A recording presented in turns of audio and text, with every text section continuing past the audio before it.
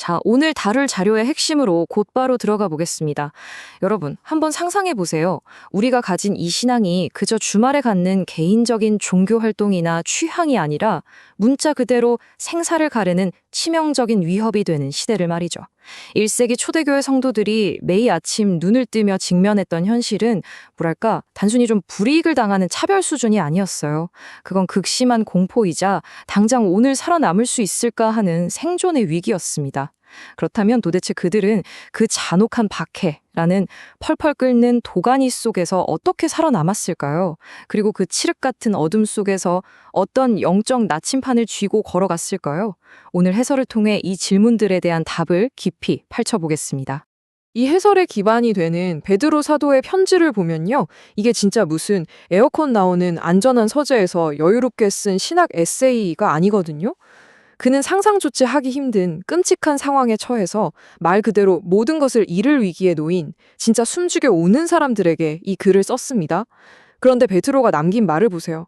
이 불시험을 이상한 일 당하는 것처럼 이상하게 여기지 말라고 아주 단호하게 말합니다.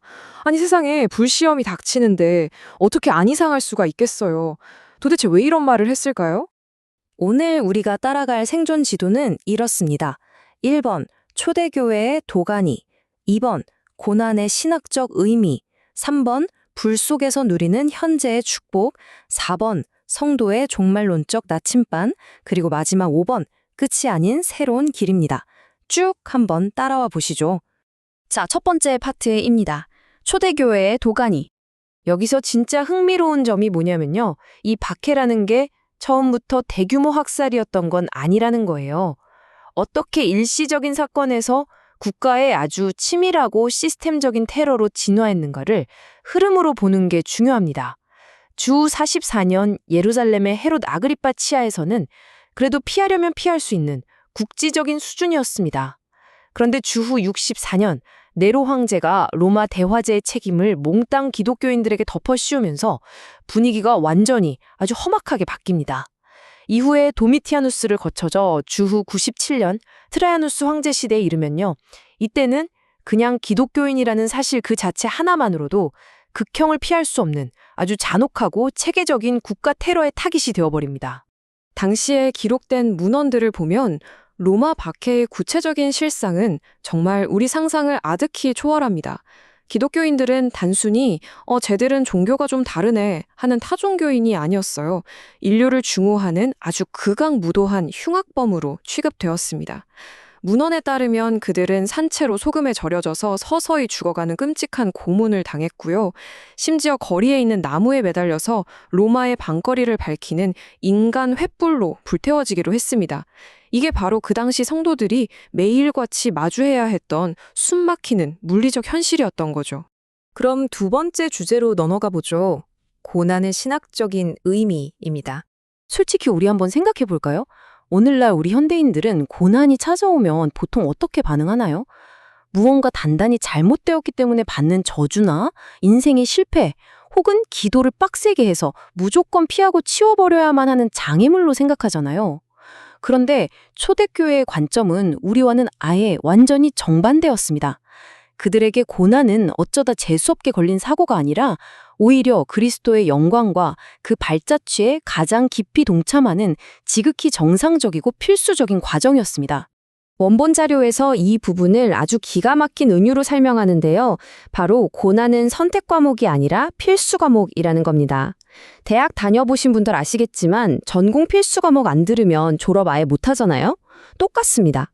믿음의 연단이라는 분명한 목적을 가진 이 고난은 그리스도인이 십자가를 통과해서 부활의 영광으로 나아가기 위해 반드시 이수해야만 하는 의무적인 커리큘럼이었던 거예요.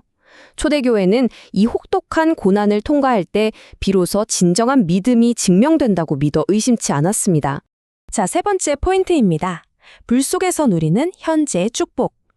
이 대목에서 전하는 메시지가 정말 강력합니다. 보통 우리가 예수님의 산상수훈, 그러니까 팔복을 떠올리면 고난받는 자의 상이 하늘에, 그러니까 죽고 나서 미래에 있다고 생각하기 쉽죠. 그러나 베드로는 완전히 예상을 깨버립니다. 그 보상이 이 땅에서 바로 지금 당장 주어진다고 선언하거든요. 물론 그게 무슨 당장 통장에 돈이 꽂힌다거나 하는 물질적인 보상은 절대 아닙니다. 그 극심한 고난의 한가운데서 영광의 영, 곧 하나님의 영이 바로 지금 너희 위에 머물러 계신다는 진짜 어마어마한 영적 현실을 말하는 겁니다. 결국 고난의 자리 그 자체가 성령님과 가장 깊이, 가장 친밀하게 동행하는 VIP석이 되는 셈이죠. 이 현상을 설명하기 위해 자료의 분석가들이 호르메시스라는 아주 흥미로운 생물학적 개념을 가져옵니다. 쉽게 말해서 이런 거예요. 식물이 벌레 같은 외부 환경으로부터 자기를 방어하려고 만들어내는 미량의 독소, 파이토케미컬 아시죠?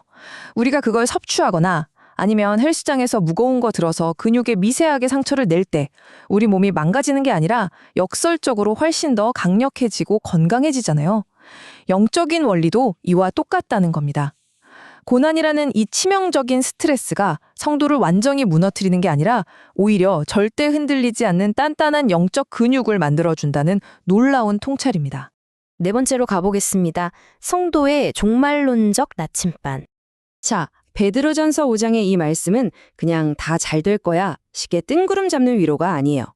고난의 한복판을 정면으로 뚫고 지나가기 위해 아주 명확하게 구조화된 4단계 생존 가이드를 제시합니다.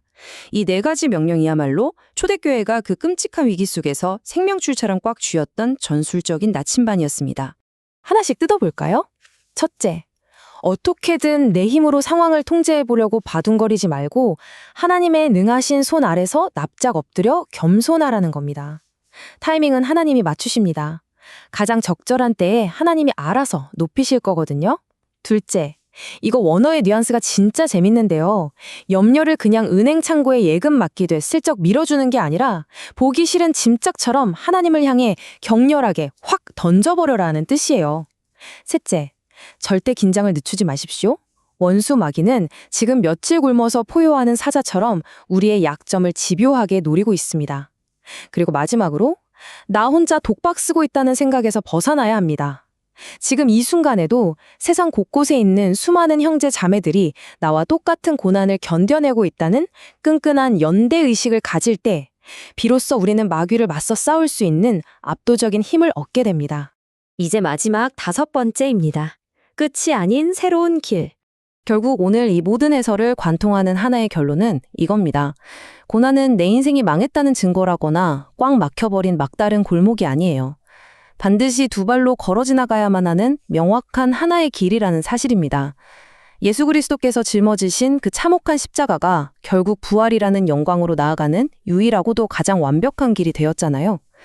마찬가지로 지금 성도들에게 닥친 고난 역시 하나님께서 우리를 불순물 없는 순금처럼 견고하게 빚어내시는 은혜의 통로이자 영광을 향해 뻗어있는 외길인 겁니다. 자, 해설을 마무리하며 여러분께 진지하게 묻고 싶습니다. 솔직히 우리는 그동안 신앙생활을 하면서 어떻게 하면 이 고난을 요리조리 회피하고 좀 더 편안해질 수 있을까? 그 스킬만을 찾아 헤매지 않았습니까? 아니면 그 옛날 초대교회 성도들처럼 자신을 태워버릴 듯한 그 맹렬한 불시험의 한가운데로 기꺼이 걸어 들어가서 바로 그 자리에 이미 기다리고 계시는 영광의 하나님을 가장 생생하게 만나는 법을 배우고 있습니까? 오늘 다룬 이 묵직한 질문이 여러분의 영적 나침반이 되기를 바라며 깊이 한번 생각해 보시길 바랍니다. 오늘 해설은 여기까지입니다. 함께해 주셔서 감사합니다.